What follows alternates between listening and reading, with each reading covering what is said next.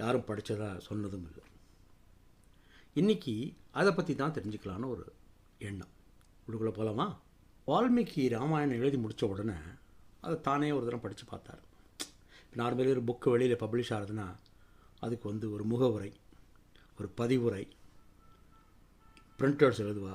முகவுரைனா ஒரு பெரிய மனுஷன் அதை படிச்சுட்டு எழுதுவாப்புல.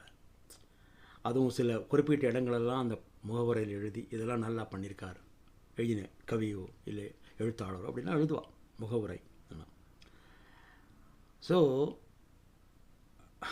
வால்மீகி என்ன பண்ணுறார், நாரதரை கூப்பிட்றார். நாளும் தெரிஞ்ச மனுஷன் நாரதர்.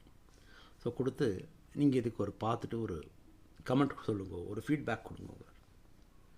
இவர் எல்லாத்தையும் பார்க்குறார். யார்? நாரதர். பார்த்துட்டு அப்படி வச்சுட்டார் கீழே. அவ்வளோ பெரிய உலகமாக காவியம் அது.